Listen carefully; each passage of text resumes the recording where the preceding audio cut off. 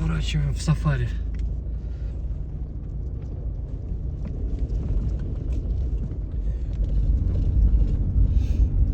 «40 километров до Бархана по такой дороге».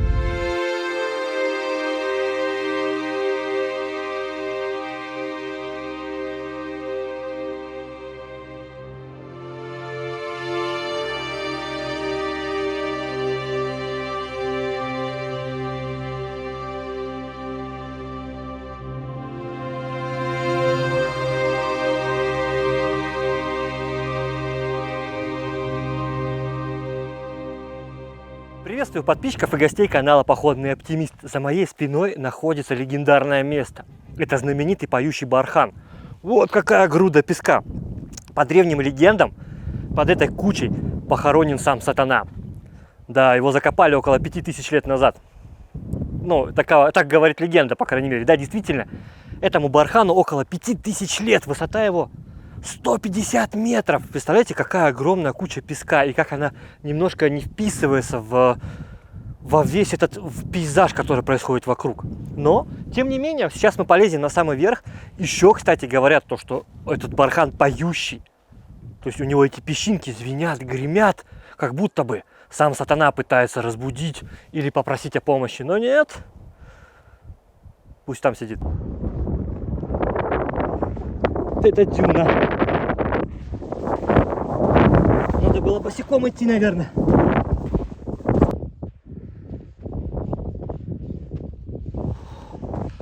Я, если честно, первый раз вообще иду по песочной дюне. Для меня это первые впечатления просто. Я всегда хотел побывать в пустыне, на этих дюнах. Я много смотрел, как они выглядят в кино, на чьих-то видео. Фух. Но сейчас впервые иду по такому внеземному месту.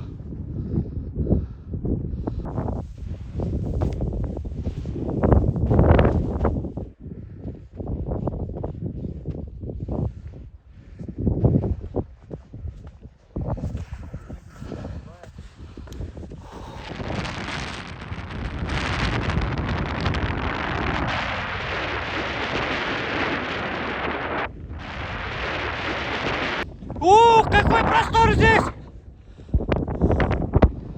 Да!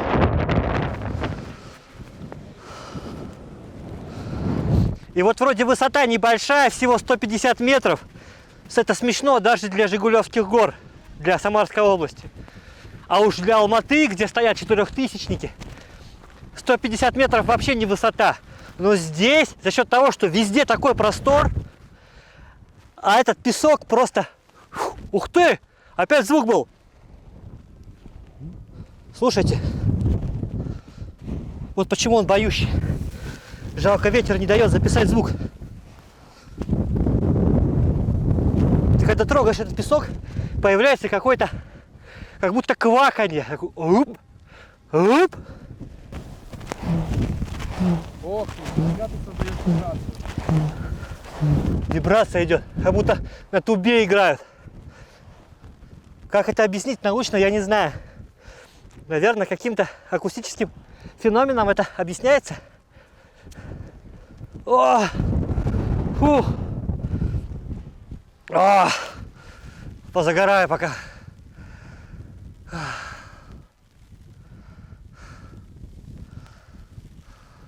Так не ровен час меня и заметет. Не найдешь. Я, по-моему, понимаю, почему. Суть по всему, наверное, песок разной плотности.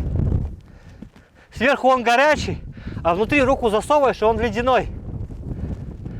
И, может быть, из-за перепада температуры, из-за того, что он определенный, он очень мелкий, очень сухой. О! Может быть затрение. Ну да, это из-за трения происходит. Любой звук – это вибрация. А вибрация, вот. Я думаю, что... О! Я прям руками провожу и чувствую такой жбом, жбом, жбом звук. Да, все это от того, что, мне кажется, особый песок какой-то. Особо его размер, структура, не знаю. Вот. Жалко, камера не передаст.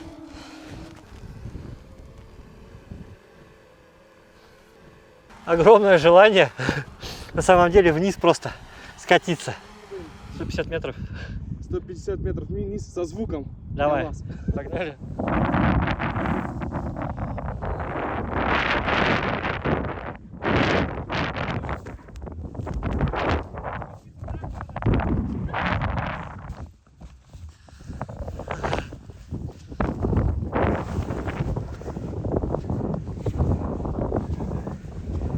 Что-то я даже катиться устал.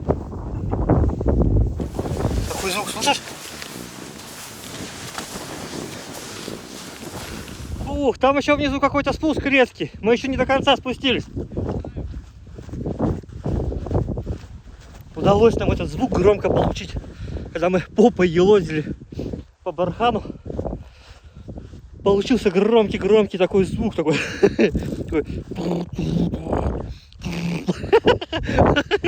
Блин, это нельзя вставлять. Ну, так уж получилось, что поделаешь. Это не мы, это песочный бархан такой звук издал. Иду сейчас здесь и представляю, как бы я путешествовал по пустыне. Наверное, полный рюкзак бы воды пришлось брать. Если честно, сейчас у меня вылетели из головы все методы добывания воды в пустыне и поиска этой воды, тем более. Раньше я смотрел миллиард передач, пока сам не путешествовал. А когда начал путешествовать, уже перестал смотреть все это дело. Просто некогда.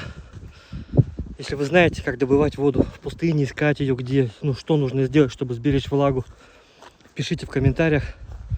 Возможно, я буду рассматривать идею снять видос про выживание в пустыне, попробовать отправиться на несколько дней в пустыню.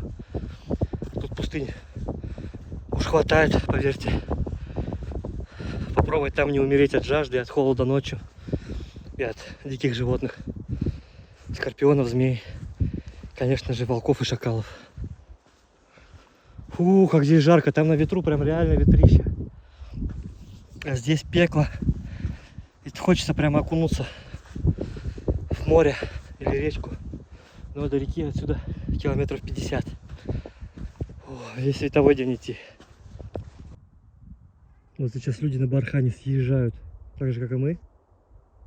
И появился просто гул. Я аж обернулся.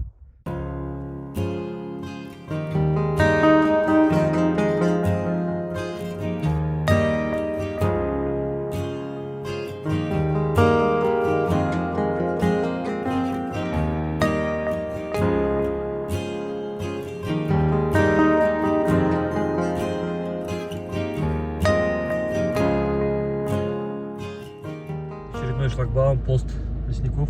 Проверяет документы, нашу путевку.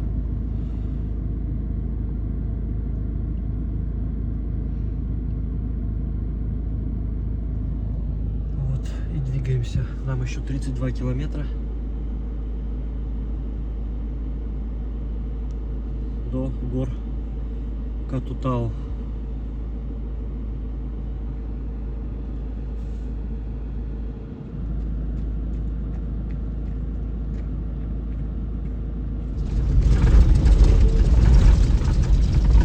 Что-то перед нами, походу, проехала на гусеницах. И вся дорога просто в маленьких бугорочках. Мне кажется, тачка рассыпется по болтикам. Вот впереди, смотрите, это горы Катутау. Смотрите, какой цвет интересный. Это все лава должна быть. От того места, где мы сейчас были, на бархане, 100 километров. Практически до сюда, а дальше горы Актау, в которых мы и будем ночевать. И стараться поймать в наш объектив кого-то из местных животных диких. Фотоохота. Ну, я думаю, что может быть хотя бы скорпиончик нам попадется маленький, в палаточке или в спальном мешке. Ну, этих-то поймаем. Чуть каменюку не задели. Ничего, тряски нам осталось километра 2.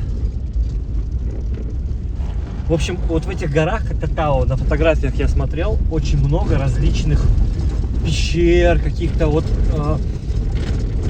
лавовых таких вот образований, похожих на пещеры прямо на какие-то. И вот я бы с удовольствием посмотрел, может быть, какую-то из них использовать как комнатку для ночлега. Когда попробовать вернуться сюда поздней осенью, когда будет уже ложиться снег, и и попробовать переночевать в какой-то из этих пещер. Я думаю, было бы бомба впечатление. Меня, короче, вон та пещерка привлекла. Давай тачку бросим сейчас и сходим. С дороги съедем сейчас. Приехали исследовать.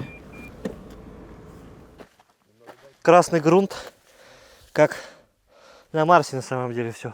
Все невероятно красное. Красная пыль. Знаете, как будто красный кирпич полностью растерли. И причудливой формы камни. Вот это все здесь вокруг. Это застывшая лава. Вот эта застывшая лава, она обтекала камни. Некоторые, которые не расплавляла, не могла расплавить. Эти камни замирали, запирались навечно просто в этой лаве, а потом вываливались и образовывали такие причудливые вмятины, пещерки. На картинках, конечно, мне казалось, что эти пещерки намного больше.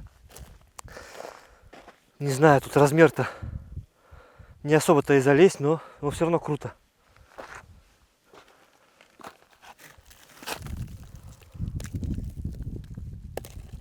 Куски древней лавы. Ничем не пахнет. Она совсем другая, это не как камень, а как будто песок очень твердый. С красным цементным составом, знаете, вот такой. Но плохо перемешанный, поэтому он легко крошится. Либо от старости, либо от некачественного изготовления.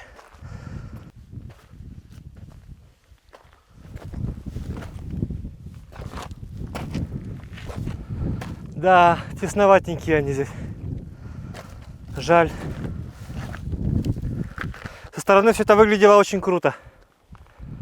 Если бы они были в 2 раза больше, с таким видом инопланетным здесь, с видом на закат, конечно, да, супер.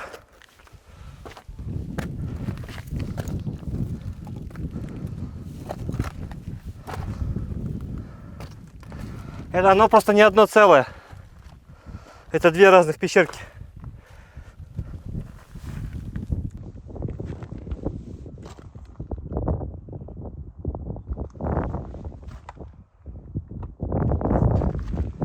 Не пойдет, к сожалению. Так, а ну-ка с другой стороны, что у нас тут?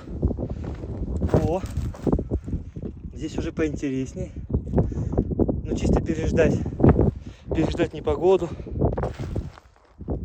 Переночевать можно, но это не так интересно, как я думал.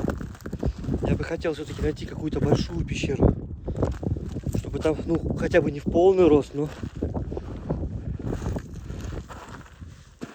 может быть хотя бы там, не знаю, 1 метр на 3 или 1,5.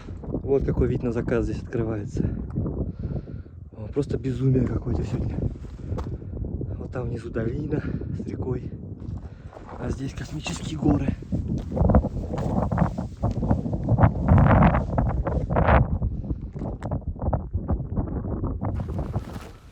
Вот это я видел на картинке.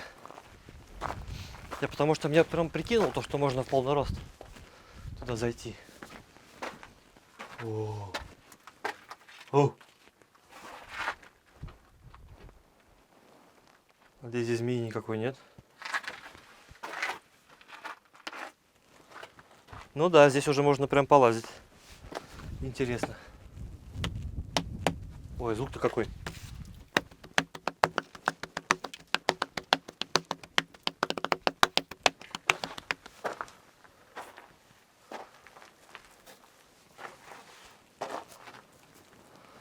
Причудливая форма.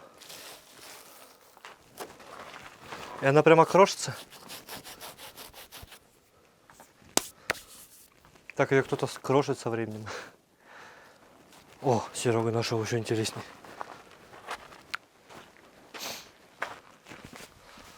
Да, место, конечно, уникальное. И я рекомендовал бы его к посещению. Но, если честно, у меня были немножко другие ожидания насчет этого места. Я разочарован. Я думал, что здесь будет огромное количество просто таких вот гор. Прямо сотни. Ну, огромные площади все это.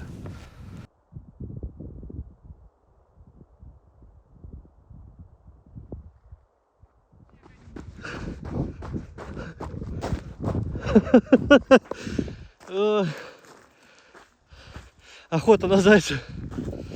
Не бойся, заяц! Мы просто интервью хотели взять. Удрал, молодец. Ну а теперь, если вкратце, то горы Катутау, они были образованы вулканами, двумя вулканами грязевыми, они были недавно совсем обнаружены. Эти горы были заселены людьми, что подтверждается всякими наскальными надписями и рисунками. Горы Катутау переводятся как суровые горы. Ну действительно здесь, я бы сказал, суровенько все это дело выглядит. Вот так. Ну а все это, да, это действительно лава, а вода, ветер и время сделало из них вот такую причудливую форму. Ладно, что, поехали дальше, Серег, пока совсем не стемнело. Хотя бы место для ночлега найти при свете. А горы Актау придется уже смотреть завтра. Фу, в 6 утра сегодня мы собирались стартануть, но стартанули 7:30. Сейчас бы 1,5 часа, конечно, нам сыграли роль. Так, ну что, нашли мы место для ночевки, подъехали к горам Актау. Сейчас, наверное, их не видно, но мы попробуем на таймлапс немножко поснимать их. Если нам удастся поснимать звезды, если луна не будет такой яркой, как сейчас, или куда-нибудь сдвинется, то попробуем. В общем, что, планов никаких нет. Нас сейчас ничего не видно. Ставим палатку, готовим ужин, ложимся спать. Завтра ранний подъем, рюкзаки на плечи и вперед в эти горы. Любоваться видами, снимать кадры и получать впечатления. Как-то так.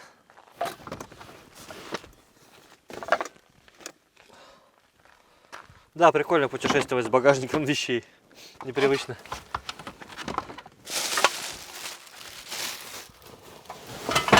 Но, на удивление, сегодня очень теплая ночь. Несмотря на то, что мы в горах.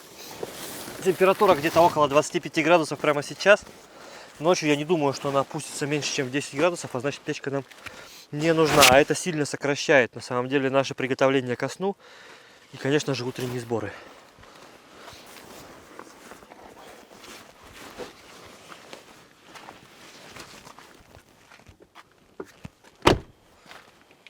Надо занести сумку в палатку,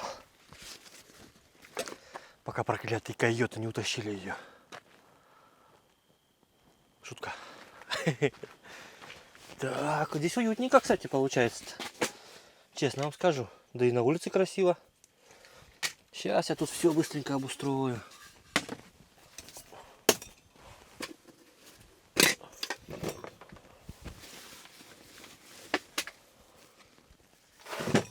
Так, что у меня здесь? Масло. Так. Угадайте, что буду готовить. Лук, картошка, морковь, капуста и еще один ингредиент потерян по дороге. К большому сожалению, это свекла. Правильно, вы догадались, это будет борщ. Но, к большому сожалению, без свеклы.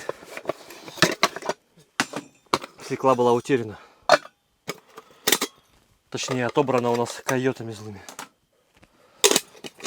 Но ничего. Все самое главное здесь. Все равно я свеклу не очень люблю, если честно. Ты любишь свеклу? Я вообще борщ особо не люблю, но главное, что мясо и картошка это самое лучшее. Ну, ты просто мой борщ не ел. Ну вот я и думаю, сейчас я попробую. Дима сказал, что у него самый такой борщ чисто из мяса, томата. Там просто мясо, да? Да. Здесь 2 килограмма мяса. Я при предвкушении попробовать его. Капусту я не люблю борща, из-за этого я очень рад видеть такой маленький такой кусочек. Она не вся пойдет. Вообще прекрасно. А без свеклы переживем.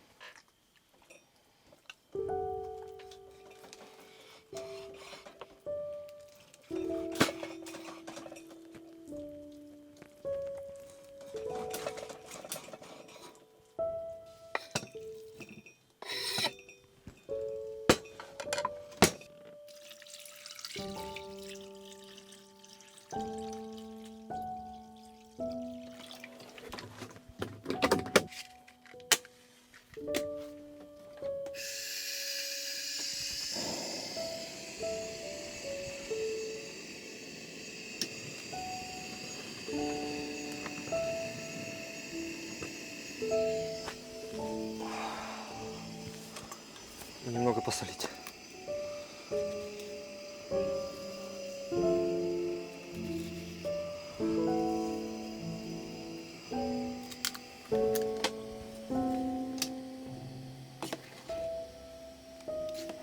Так, ну, следом у нас отправляется картофан. Прямо уже в этот вкусно пахнущий бульон.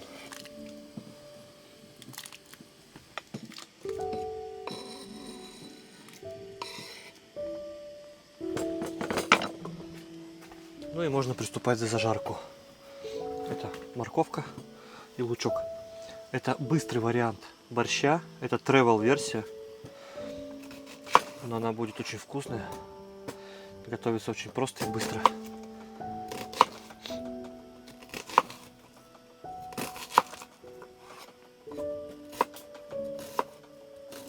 Главное все нарезать очень мелко. Тогда это будет все очень удобно есть. И поместится в маленькую кастрюльку без труда.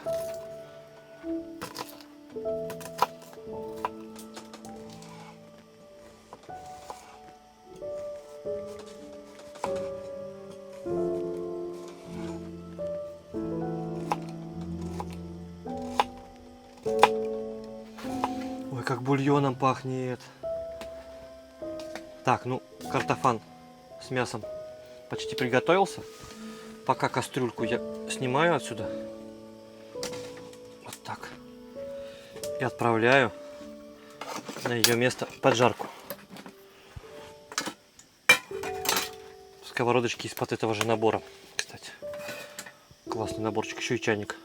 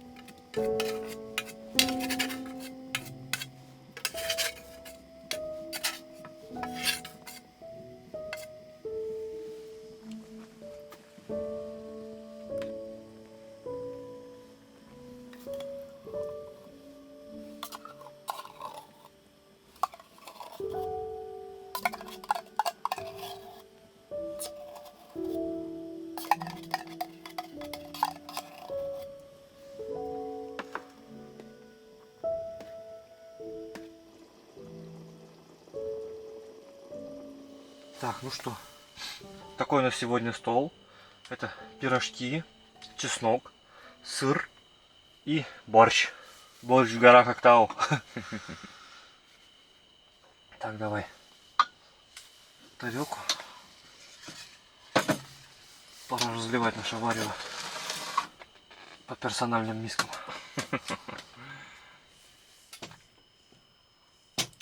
О, жидкий получился, Сереж. Угу. Как ты любишь. Тебе пожиже, да? Да.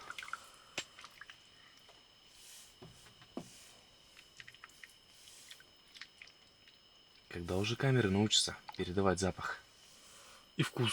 и вкус. Посмотрел видео и сыт и спать лег. Да, спасибо.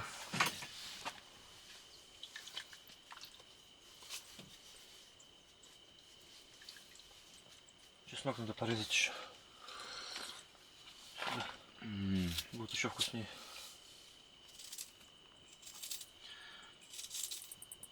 Это не просто борщ, это томатный борщ, прям такой мощный томатный. И впервые такой суп пробую вообще. Очень вкусно. Мне понравился вкус томатного супа с мясом и овощами. Вкусно. Это прямо борщ. Кто подумает из вас, то, что это не борщ, борщ готовится не так, где 5 килограмм капусты. Я вам скажу то, что рецептов всяких блюд очень много. Если вы готовите каким-то одним образом, а кто-то другим, то это не значит, что тот, кто готовит не так, как вы, неправильно делает. Потому что он про вас будет то же самое думать. И истины тогда не найти. Просто разные подходы.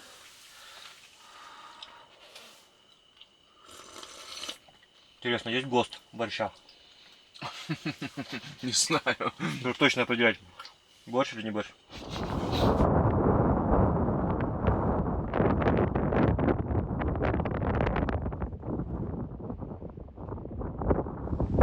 Проснулись, в общем, собрались быстро. Погода портится сильно. Собирается дождь, кое-где вдалеке видно, что он уже идет. И дует сильный ветер. В любом случае мы должны успеть погулять по горам, поснимать до того времени, пока не ливанул дождь. А то мы отсюда просто не выберемся. Невероятная грязюка будет вокруг. А здесь даже грязевые потоки по этому ущелью спускаются. Эти горы, вот смотрите, опасность обрушения склона. И запрещено взбираться на горные склоны, да, потому что они могут обрушиться. Вот здесь внизу, как только пойдет дождь, пойдет огромный сель по этой штуке. А нам нужно через нее сейчас перебираться.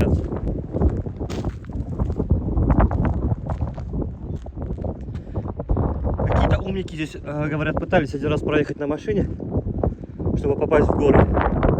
Видите, кирпич висит? И их просто смыло. Дождь пошел, и их смыло машину. 400 миллионов лет назад на этом месте был огромный океан. Потом вода отступила, и вот такие вот меловые горы остались. Причем они идут прямо слоями, и здесь можно найти кости древних всяких рыб, животных. Представляете, по этим местам ходили динозавры. А теперь ходим мы. Тоже будем проходить дальше. Рядом здесь ходили древние люди. Снимали все на айфоны. Древний оптимист. Я сходил. Фото ставили надписи уже современных людей. Киты.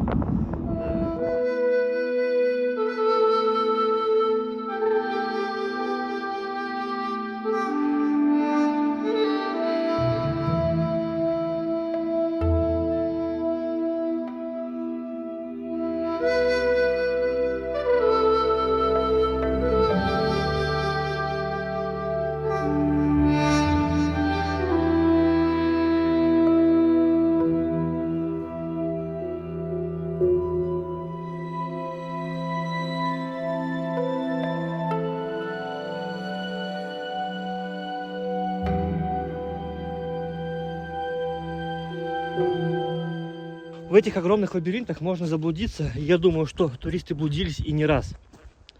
Поэтому у меня с собой спутниковый трекер. Он пишет маршрут наш. Этот маршрут можно смотреть онлайн моим близким.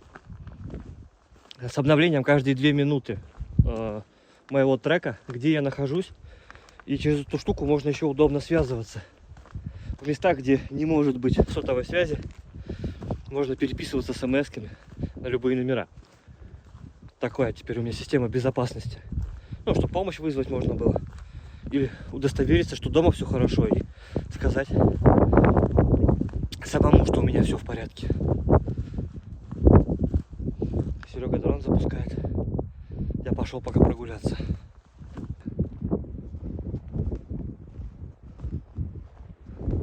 Всегда хотел посмотреть на это растение. Первый раз в жизни его вижу. Говорят, из него отличные шашлыки получаются, но трогать его нельзя, вроде бы как он то ли в Красной книге, то ли как-то так. Но здесь точно нет, потому что в национальном парке вообще нельзя трогать растения. Никак не пахнет. Так, ну у меня теперь навязчивая идея прийти сюда более подготовленно на выживание. По этим лабиринтам походить, поблудиться там, повыживать.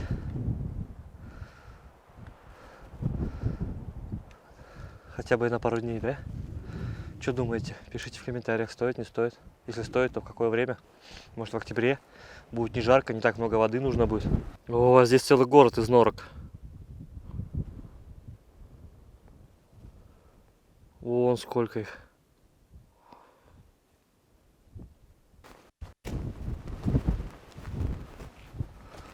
Хотел бы я на самом деле здесь побывать во время дождя. Это будет довольно опасно.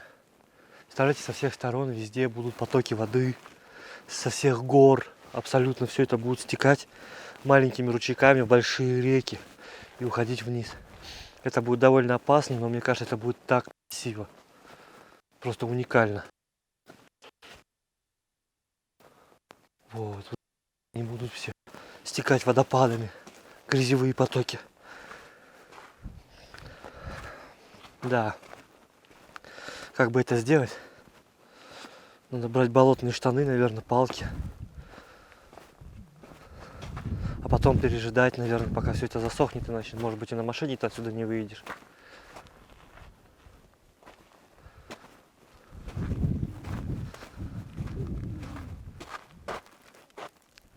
Атмосферка вообще, знаете, как вот в американских фильмах где-то в Калифорнии.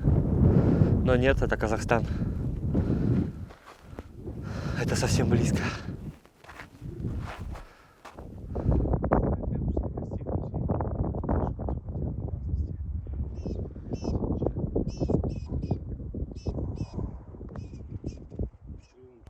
А вот похоже на следы волка. Опять. Вот куда он пошел.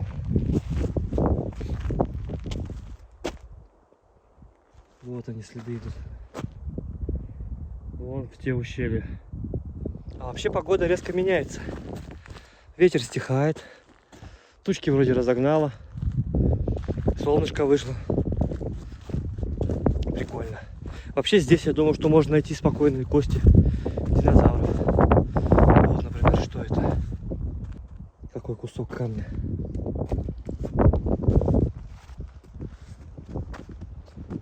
Внеземная вообще атмосферка.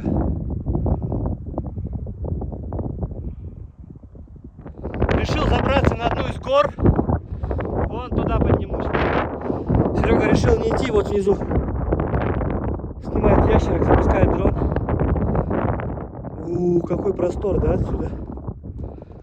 Какая красота!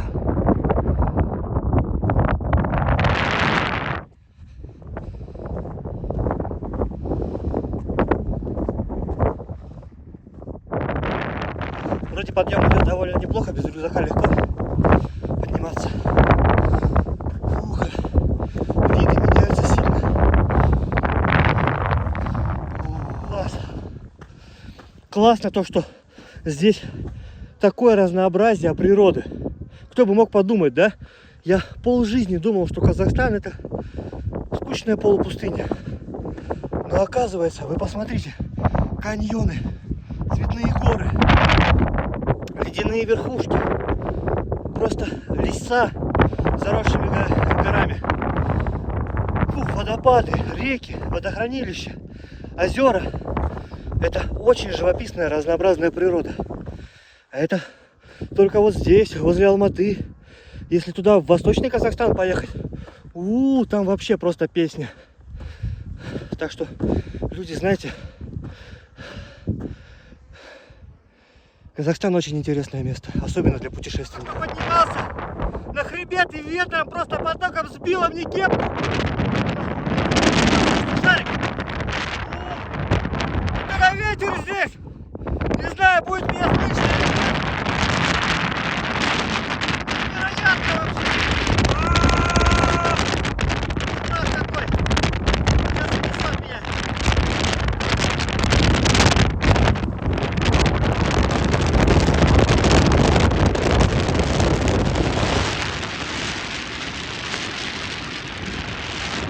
Довольно опасная ситуация. Нет, все, я слазю.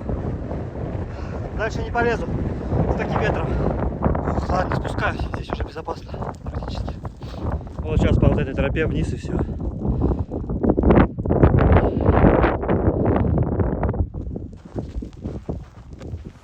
Да, сегодня просто невероятно сильный ветер. Ну что, друзья, пора заканчивать. Да, кстати, представляете, за моей спиной вот эта ива. Как вы думаете, сколько ей лет? Это иве 700 лет. Представляете, невероятная просто цифра какая-то. 7 веков растет это дерево. Это местная достопримечательность.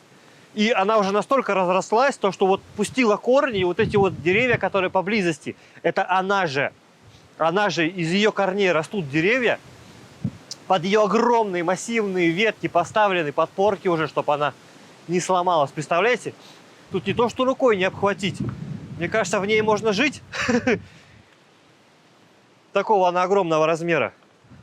По легендам, на этом месте даже отдыхал сам Чингисхан. Но мы с Серегой посчитали, и получается, что какая-то неправда.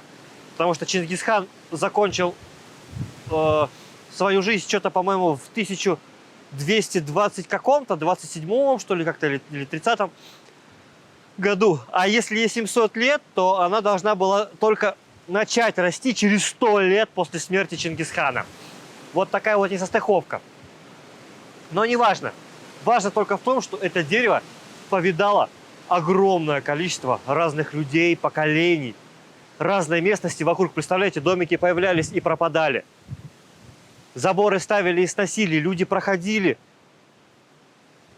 и отдыхали. А она росла и все это видела. Это просто впечатляет.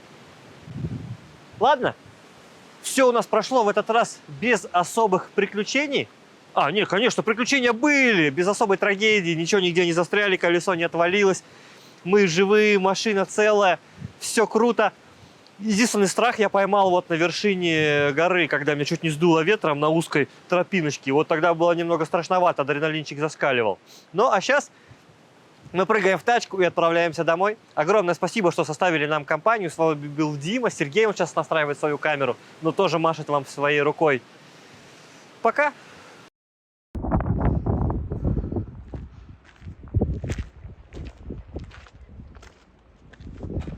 Какой-то домик.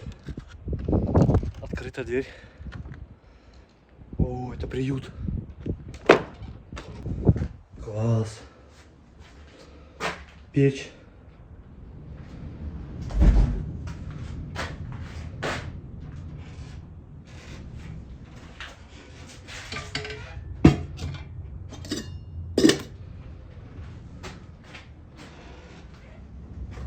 Часы кто-то забыл. Сломан ремешок. О, здесь топчан громадный. Раз, два, три, четыре, пять. В шестером можно спать смело. Прикольно. О, какой ветер.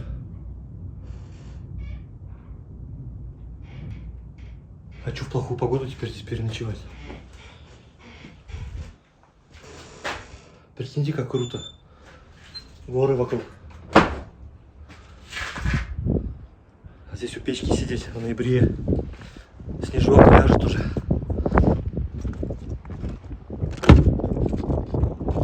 Так. Ну, сейчас пора отправляться в обратный путь.